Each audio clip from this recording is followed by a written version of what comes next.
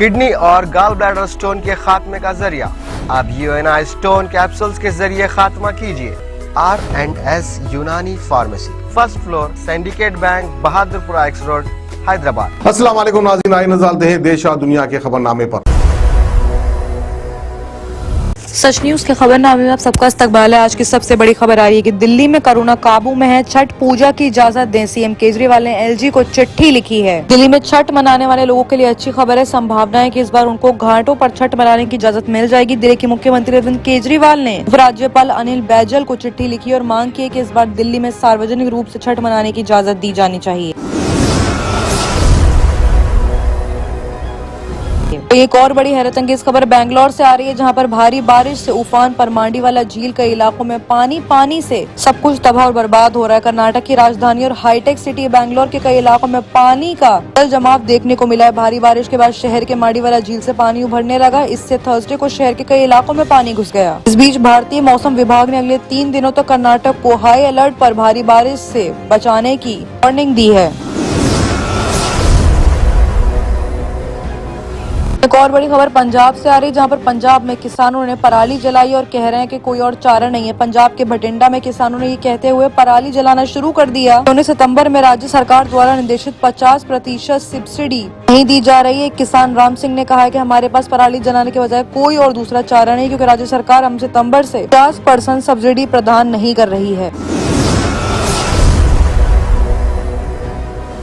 वहीं एक और बड़ी खबर मनमोहन सिंह को लेकर आ रही है। मनमोहन सिंह एम्स में भर्ती हो चुके हैं। पीएम मोदी ने जल्द ठीक होने की कामना दी है। स्वास्थ्य मंत्री भी उनसे मिलने पहुंचे हैं। प्रधानमंत्री नरेंद्र मोदी ने थर्सडे को पूर्व पीएम मनमोहन सिंह का स्वास्थ्य जल्द ठीक होने की कामना की है। मनमोहन सिंह को वेडनेसडे को शाम अचानक तबीयत बिगड़ने के बाद दिल्ली के एम्स अस्पताल में भर्ती कराया गया। सांस लेने में तकलीफ और चेस्ट कंजेक्शन की शिकायत थी। पीएम मोदी ने गुरुवार को ट्वीट करके कहा कि मैं डॉक्टर मनमोहन सिंह के जल्दी ठीक होने और अच्छे हेल्थ की कामना करता हूँ। इससे पहले स्वास्थ्य मंत्री मनसुख मंडाविया भी मनमोहन सिंह से मिलने पहुंचे एम्स। पूर्व प्रधानमंत्री का इलाज न्यूरो के डॉक्टर अचल श्रीवास्तव और दिल के डॉक्टर नितेश नारायक कर रहे हैं। फिलहाल उनकी तबीयत पहले से बेहतर बताई जा रही है।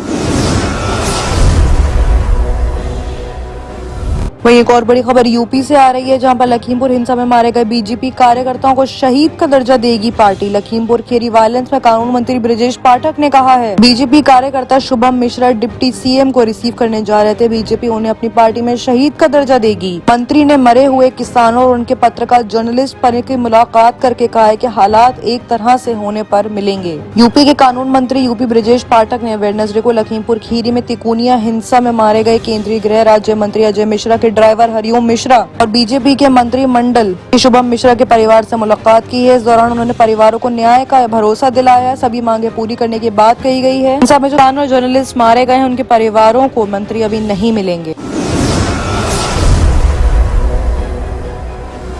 ब्रेकिंग न्यूज आ रही है, समाजवादी पार्टी के सुप्रीमो अखिलेश यादव ने यूपी में 400 सीट जीतने के दावे को एक बार फिर से दोहराया। कानपुर देहात पहुंचे अखिलेश ने कहा कि बीजेपी सरकार के खिलाफ निराशा देखकर ऐसा लगता है कि यूपी के लोग आने वाले 2022 के चुनावों में हमारी पार्टी को 400 सीटें से भी जिता सकते हैं।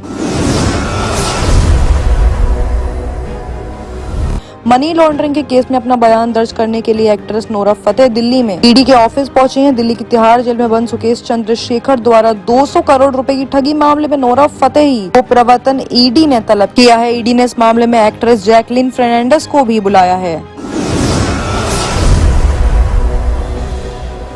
बात अगर असम की करें तो असम में भूकंप आया। रिक्टर पैमाने पर 3.3 की स्पीड से असम के लखीमपुर में थर्सडे को भूकंप के झटके महसूस किए गए। रिक्टर पैमाने पर भूकंप की स्पीड काफी ज्यादा रही है। भूकंप में किसी भी तरह का जान माल का नुकसान अभी तक कोई ऐसी खबर नहीं आई है। नेशनल सेंटर फॉर सिस्मोलॉजी के मुताबिक भूकंप का झटका सुबह 11:06 पर महसूस किया गया है। आइए बात करते हैं इंटरनेशनल खबरों की, जहां पे सबसे बड़ी खबर आ रही है देश में लेकर, क्योंकि बांग्लादेशों के मंदिरों में हमला हुआ। दुर्गा पूजा के दौरान पूजा पंडालों को निशाना बनाया गया। गोलीबारी में 3 लोगों की मौत हो गई है। बांग्लादेश में हिंदू मंदिरों पर हमले का मामला सामने आया। बांग्लादेश पुलिस का कहना है कि दुर्गा पूजा के दौरान चांदपुर जिले में भीड़ ने हिंदू मंदिर पर हमला किया है। इस दौरान हुई झड़प में गोली मारकर लोगों का कत्ल हो गया है। देश के अलग अलग हिस्सों में मंदिरों पर इसी तरह से हमलों की खबरें आ रही है। बांग्लादेश हिंदू यूनिटी काउंसिल ने ट्वीट करके कहा है 13 अक्टूबर 2021 बांग्लादेश को इतिहास का निंदन दिन रहेगा। अष्टमी के दिन मूर्ति विसर्जन के मौके पर कई पूजा मंडपों में तोड़फोड़ हुई है। हिंदुओं को पूजा मंडपों की रखवाली करनी पड़ेगी। आज पूरी दुनिया चुप है। माँ दुर्गा अपना आशीर्वाद सभी हिंदुओं पर बनाए रखे, कभी माफी ना दे।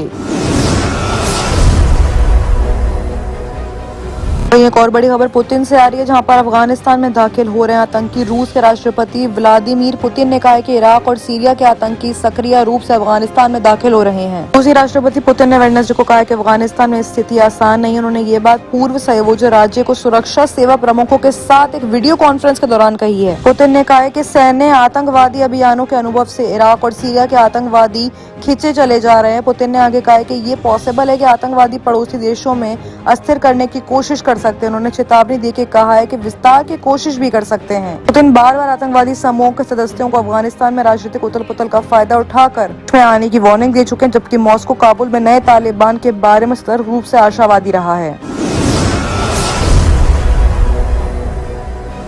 वहीं अंधेरे में डूबा काबुल, बिजली कंपनियों का बकाया नहीं चुकाने पाने पर सजा भी मिल सकती है। उज्बेकिस्तान के होने वाली सप्लाई में तकनीकी गड़बड़ी आमने सामने देखने के बाद अफगानिस्तान की राजधानी काबुल के साथ कई तरह से बिजलियों का किल्लतें देखने मिल रही है। बिजली गुल हो गई। अफगानिस्तान की सरकारी बिजली कंपनी द अफगानिस्तान ब्रेशना शेरकट ने वेडनेसडे को इसकी जानकारी दी है। ब्लैकआउट ऐसे वक्त हुआ है जब कुछ दिनों पहले ये रिपोर्ट सामने आई थी कि मध्य एशियाई देशों में करीब 6.2 करोड़ डॉलर की बिजली बिलों का भुगतान करने से डीएबी सरकारी अधिकारियों को काफी मुसीबतों का सामना करना पड़ रहा है। बता दें कि तालिबान के कब्जे के बाद से अफगानिस्तान में खाने पीने तक का पैदा हो गया। अफगानी बिजली कंपनी के हवाले से एजेंसी ने जानकारी दी है कि अफगानिस्तान के बंगाल प्रांत में तकनीकी समस्या यानी खराबी आने की वजह से बिजली गुल हो गई है। हालांकि बिजली कंपनी ने यह भी कहा कि उनका तकनीकी स्टाफ इस प्रॉब्लम को जल्द से जल्द दूर करने की कोशिश का काम कर रहा है। बाकी की तमाम खबरों के लिए देखते रहिए सच न्यूज।